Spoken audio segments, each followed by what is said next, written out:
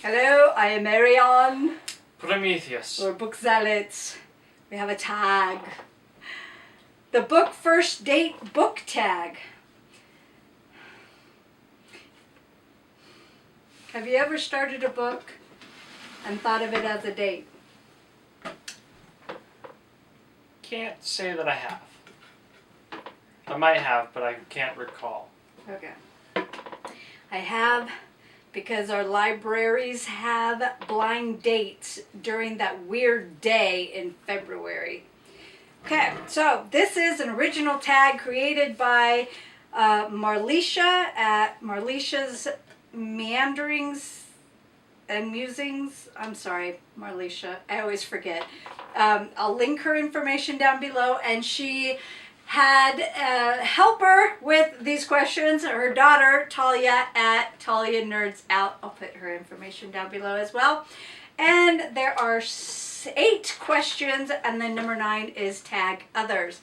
Number 1, and I tried to prepare and was not successful. Number 1, what books do you regret buying? Oh.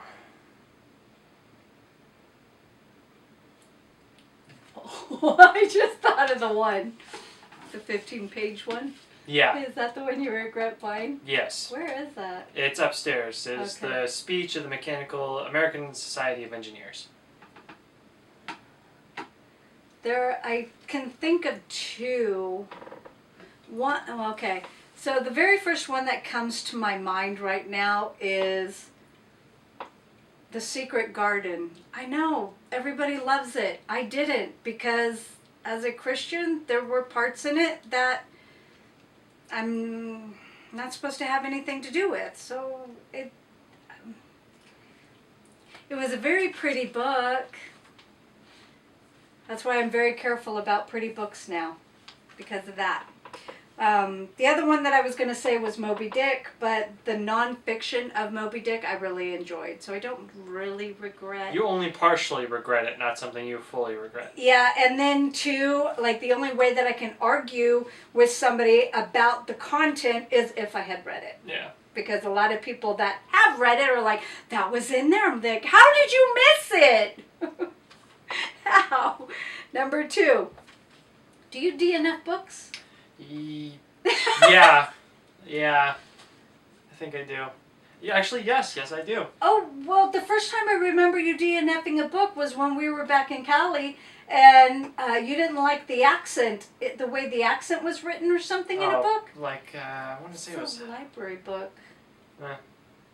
I don't think it was Mark Twain. Yeah, I know what you're talking about. So yes, and in more recent years, it was James and Dolly Madison. I DNF'd that book. Yeah, that one's on my desk right now. Yeah. Okay. So yes, yes I do. I think I'm the queen of DNF.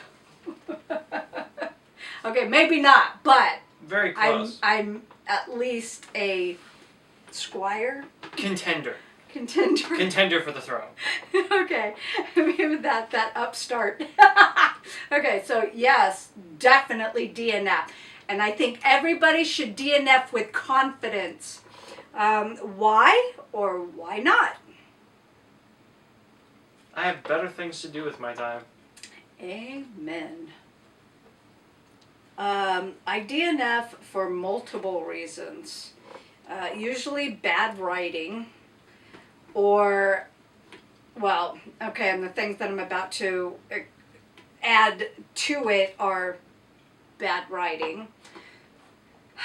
Too much cussing that gives nothing to the story. Porn. I don't even know if I'm allowed to say that on this platform. We'll find out. The P word. Okay. Witchcraft. What else? Really bad characters. Vapid characters. Yeah. That's pretty, those are the ones that come to my mind. Okay, at what point do you DNF?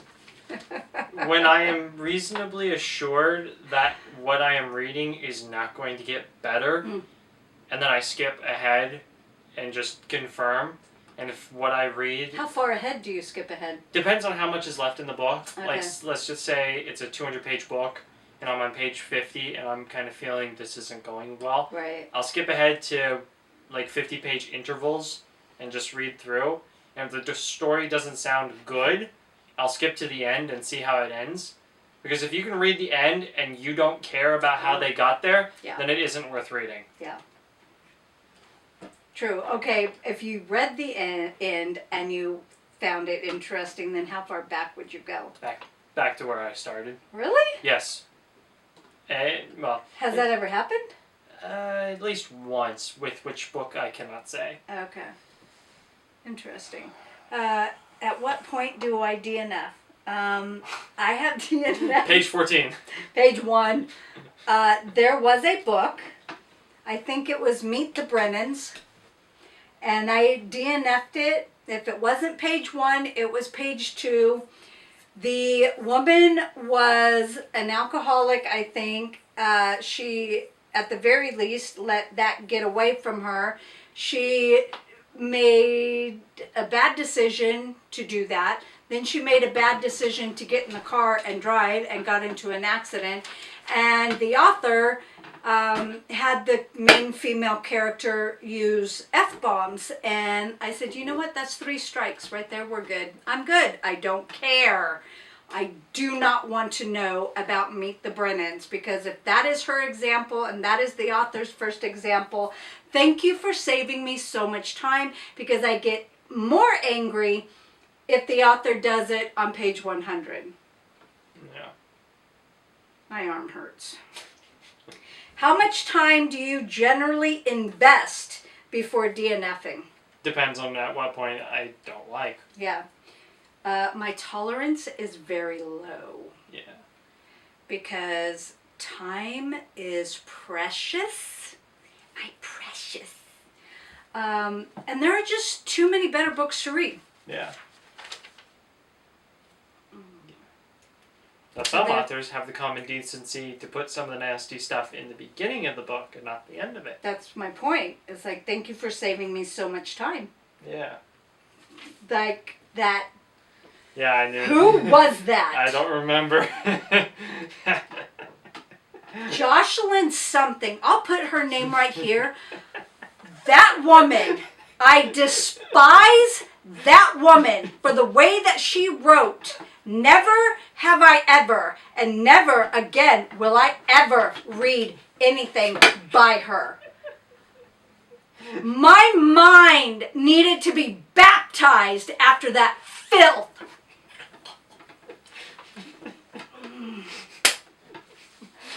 Okay.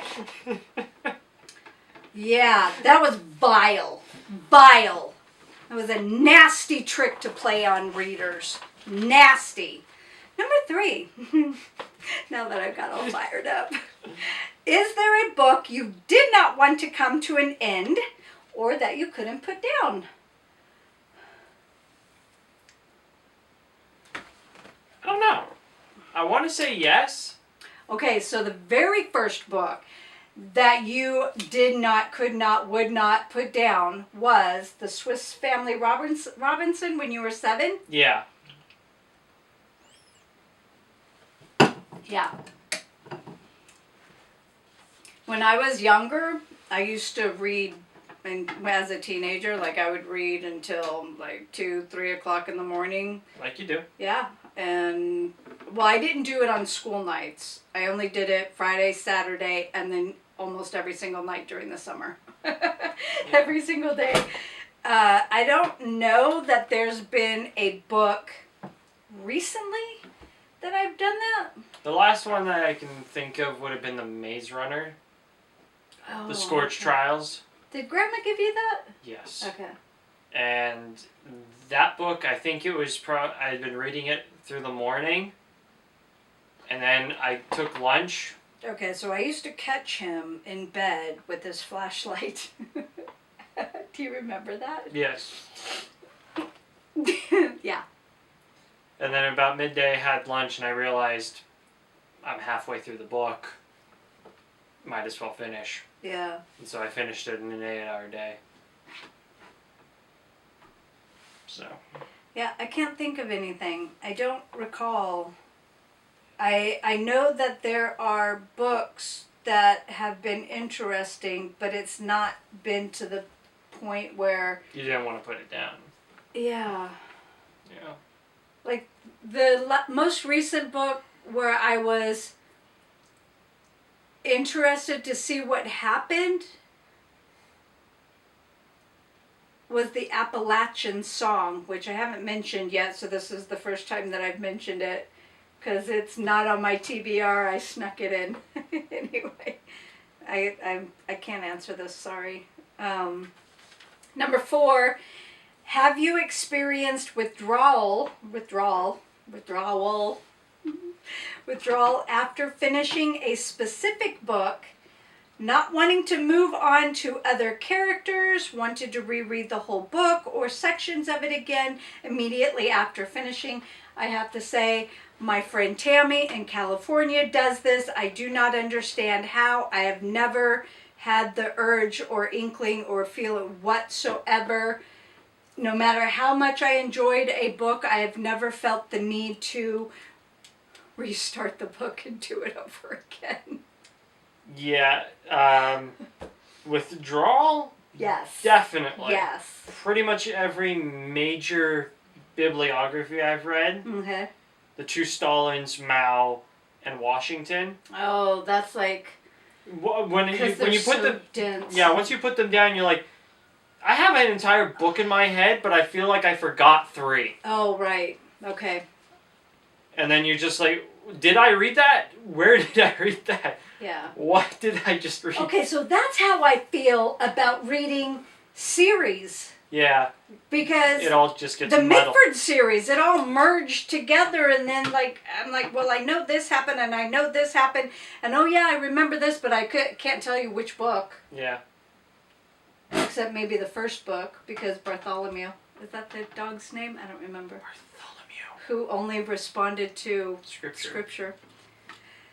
Okay. So yes, I have experienced withdrawal after finishing a specific book. Usually what happens is that it's either information overload. Yeah. And I don't know what to read next, so I generally will need a palate cleanser, which is usually like a cotton candy or potato chip book, before I can pick up another heavy hitter. Yeah. But the other stuff I've never experienced. Number 5, what keeps you invested in a book?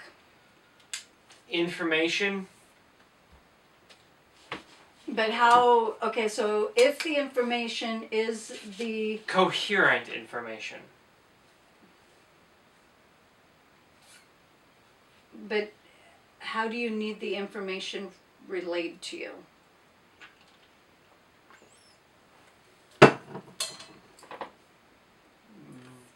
Like, it can't be dry. Yeah, it can't be dry. It can't just be tables upon tables of Right. information. I guess it would be cause and effect relationship. Like in the book that I'm reading currently. Oh, the ground war is going badly in Russia, so we need airlift. Well, we can't airlift. Why not? Because the factories are getting bombed on this side, and you only produce a few hundred of these anyway, and the ones that are being produced aren't going to this front. They're going to North Africa. So it's tying in information from North Africa into Russia, which ties into the Battle of Britain, which ties back to the beginning of the whole mess. So you build a foundation of knowledge where everybody's starting at, and then you build upon it with the decisions that are available to them, and then you hint at the fact that they didn't know certain things, which would have been a little important to have known, if they could have, but were completely impossible to have known. I think it's hard for people who write nonfiction, how much information to give at first, and this is why it's so hard for history writers to write history because you can't really write it linearly. Is that a word? Yeah, because things that happened centuries earlier influence the effects of today. And so then you have to give that little backstory. Yeah. And then you can continue, and then you've got this offshoot talking about something that's connected. Yeah. And two things happening simultaneously end up affecting one thing at the same time, 13 days down the future in a completely different part of the world. Yeah. So, if I'm reading nonfiction, I want the author to give me the information, but in a way that isn't just stats. I don't want just statistics. And preferably as unbiased as possible. Yes, and that is something that Tahlia mentioned because she said that she has experienced the author giving opinions where it's almost like historical fiction, and I guess some people have commented. I haven't come across that. I'm not following Inconvenient the same people. Truth is a very poignant example to me about giving information halfway. Right. So I don't want to read an opinion editorial. I want to read a history book. Eric Larson, The Demon of Unrest. I don't care if you love Lincoln. No, I don't think he came right out and said those words, but you could tell he loved Lincoln. I don't want to know the author's opinion unless you put it in the author's note at the end. Fine, I'm totally cool with that. I'm down with that, baby. But I don't want it in the main section of the book. Just, and I can understand how hard it is. Like if you get... How do you write somebody who's an absolute detestable piece of garbage, yeah. detestable human Who that started the Civil War, who thought he knew how to play chess 3 steps ahead of everybody, and then realized that he didn't, and then realized he did it and went, oh, whoops, and had to deal with the repercussions of those ones. and hide the fact that he actually started it. But I digress. It was like, how do you write about Stalin as simultaneously the brutal madman, and then when you find a piece of history that he wasn't entirely awful? What? You mean he had feelings? He appeared to have. At some points in time, he seems to have been able to turn them off, but he did occasionally show a little bit of humanity. Yeah. And then it's like, well, that's kind of interesting. You have to give both sides. That's why history isn't just black and white. It's all gray. Everybody is flawed. Everybody is human. I mean, we all make mistakes, and, you know, some better than others. You okay? Okay. Keeps you invested in a book. Okay, so if it's nonfiction, it has to be written well without the author's opinion, but I kept going with Demon Unrest because at that point in time, I was angry reading, and I wanted to know the history. I wanted to know what he was going to include and what he was going to leave out. Yeah. So at that point, I was on a research mission. And if it's a fictional book, I can read a book that is driven by plot as long as the story is decent. I can also read a fictional book if there are characters that I care about. Jane Austen, for instance. Hardly anything happens. Like next to nothing happens. It's all character driven. And some characters are better than others. I really want to know who she was writing about. Okay, so number 6. What prompts you to pick up a book? Is it a cover, a blurb on the back of the book, etc.?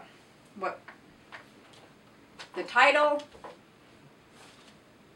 So the back of the cover is helpful.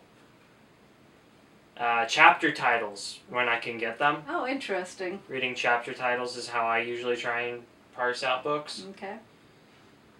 And yeah, that's basically it. Okay, so I'm a visual person, so usually the cover Or pictures. the cover of a book will sometimes draw me in, but generally you only see the spine, so I have to go by the title. I have become more discerning over titles, especially if it's a fictional book. The blurb, the summary, obviously, of the book, whether it's on the back or on the inside flap now. I don't care about authors, what the other authors or people, celebrities, what other celebrity people, whatever. I don't care what they have to say at all. Like, I would rather stop taking up the space on the back of the book. Give me more summary. Give me more summary without spoiling it, too, because I know that's a problem, apparently. I hear it all the time. Generally, what I will do is I'll read the first section and then stop. And then sometimes I'll ask Prometheus to flip through it to see if there's anything bad in it. And if he can't, because for some reason he's able to find like hound dog. And yeah, that's pretty much it. Maybe I'll read like the first. It depends on where we're at and how much time we have. Yeah. And how much the book costs. Yeah. Anyway. Okay. And in half price searching for textbooks, I flip through the table of summary and see what's in there. Okay. And then just flip through the book, leaf style, and take a look at all the pictures, all the data, see what I recognize, see how much compiles with all the rest of the stuff, and try and find anything that I haven't seen. Yeah. So what prompts you to initially pick up that textbook? Title and or age of the book. And subject. So I know you said title, but the title for his textbooks are long. It's like a whole sentence. But you've got to describe what you're doing. Yeah, apparently. All right, you done with that one? Yes. Okay. Number 7, do you keep finished books? Mostly, yeah. Yes, he does. Well, I'm sorry, they're good. And I can't remember all that's in the book. Can't quote you back Jesse James's life, word for word. No, not word for word, but I mean, I could tell you the highlights. It's like I've got, when your life flashes before you, you can have flashbacks of different sections of the book that I recall. Yeah. Anyway, do I keep finished books? Generally, no. I unhaul them. There have been classics that I have kept with the assumption that I will at some point reread them, like Jane Austen, because I think I would like to do a study on Jane Austen. And classics just for Prometheus's future family. Nonfiction I have kept usually for research. Yeah. Because there was a book that I finished. I was going to unhaul it. I had it in my pile to write information down. Within that week, I had to go back to it and I said, I guess we're keeping it. So we kept it because it's information that isn't easily replaceable. Well, and people like to delete it or ignore it or bury it or refuses to actually have a search engine that can find it again. Which is not fun when you have to play a Magic 8-Ball. Has anybody noticed that the World Wide Web has gotten worse? I'm tired of playing Magic 8-Ball with search prompts. Just there are so few things that actually match the description of what I'm talking about. Yeah. And fiction books, not really. There are some that I've kept, but really not. I mean, other than the classics, Number 8, who or what do you trust most for book recommendations? You.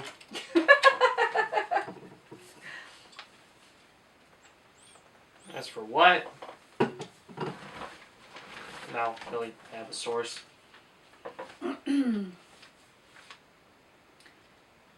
When I was in high school, my friend and her sister always supplied me with books.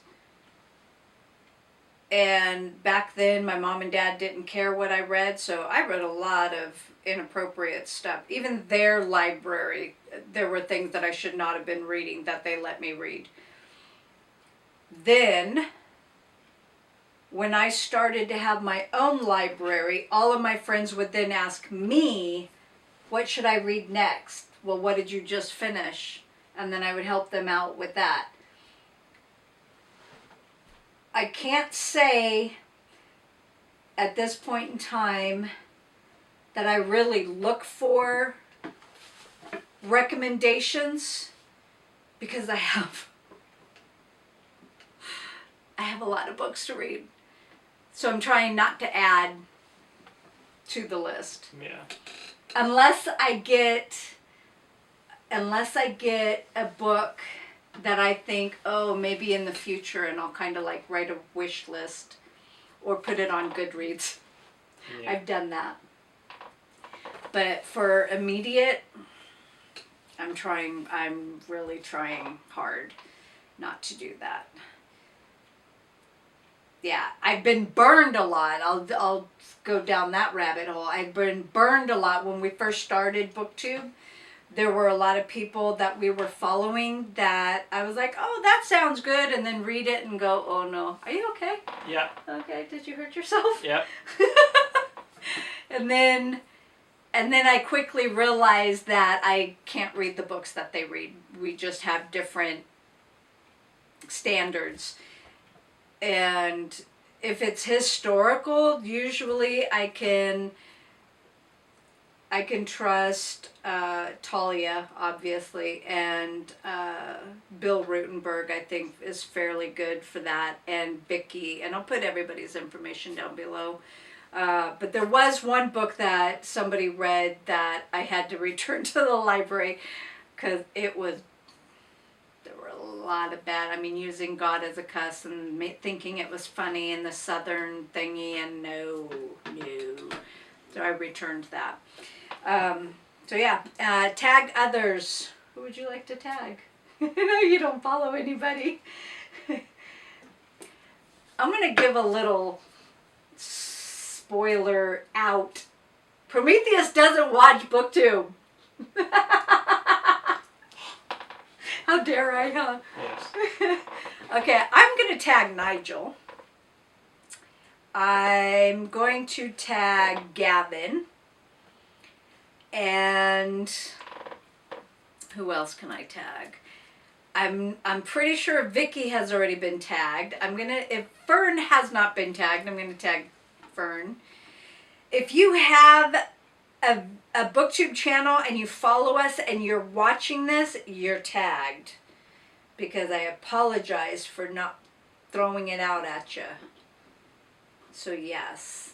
Okay, well, so this was super fun. Yes.